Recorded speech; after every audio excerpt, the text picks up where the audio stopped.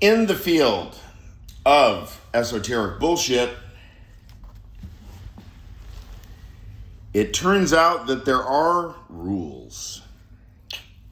And I used to read about this and hear about this, and plenty of people used to talk about it. They always talk about it.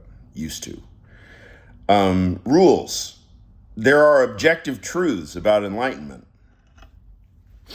Am I enlightened? That's not the right question.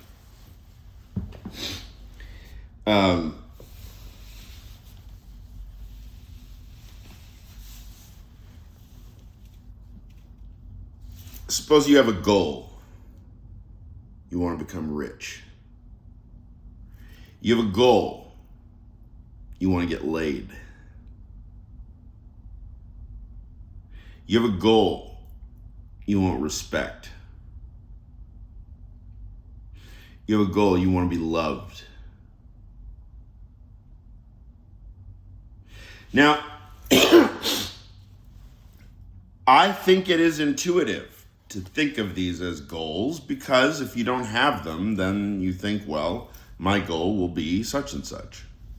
If you don't have the thing, you think, well, my sex life is useless. I got to figure something out. I got to have a goal. I've got to have a method.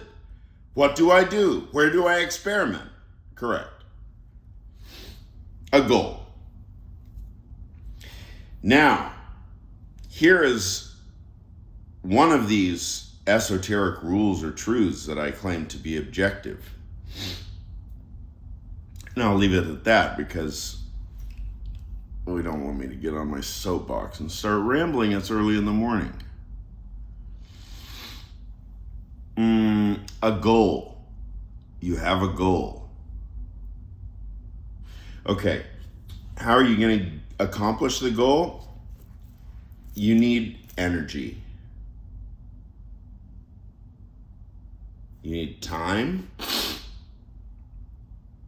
Well, it had better be the right goal, but let's presuppose that you've got the goal right. But my claim is that it's not proper. It's epistemically backwards. You put the cart before the horse.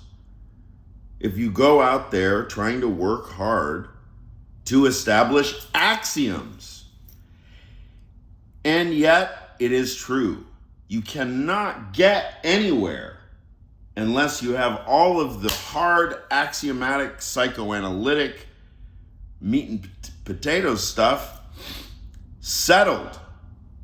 Which means what? Enlightenment is axiomatic. It's not teleological. You cannot get anywhere with anything. There is no way to accomplish a goal, period. That's why we're impressed by people who are apparently are able to accomplish goals. Now, here's an asterisk. Does that mean that that there's a direct correlation between somebody who's productive and somebody who's more awake? No. Why? Repression. They're cheating. They're cheating.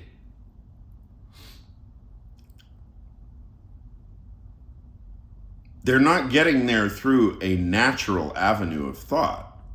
They're getting there with rote memorization, repression, discipline, punishment. It's a very restricted sort of drive-oriented.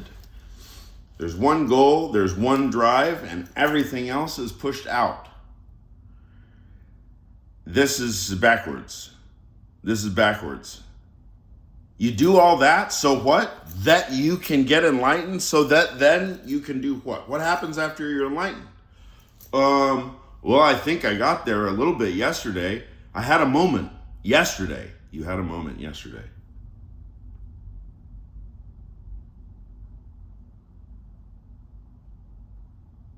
Have you ever noticed that after you do your gym regimen and you clean up your diet and you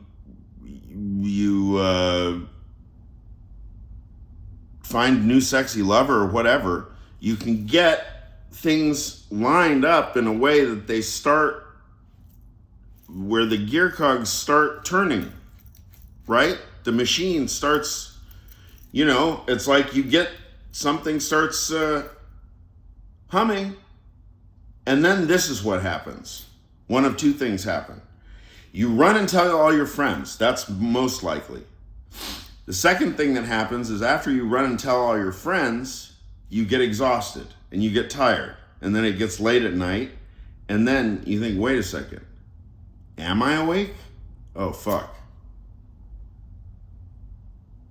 Incipit specters of doubt. No. It's the wrong way around. There is nothing to go broadcast to anybody. You are as fucking stupid as you ever have been. Same as me, same as everybody. If you want to wake up, you just have to fucking do it right now. You've got to get everything axiomatized. Then, once you are awake, then what? Once you're fully enlightened, and as our erstwhile teacher Jan used to say, you're fed, you're fucked, you're rested, you have enough sleep. Then what? You're done? No. Then you start. That's the starting point. Then you can actually engage in thinking.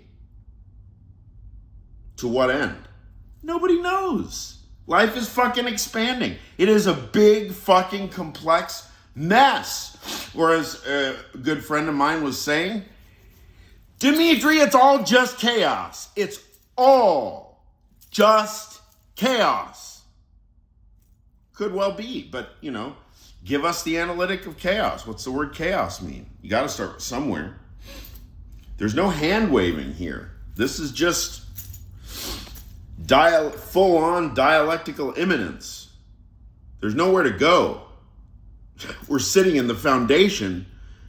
We're trying to stretch our vision to see what is better for the human experience, what is higher. I'm going to stop, more cultivated, more refined, and then before I start soapboxing.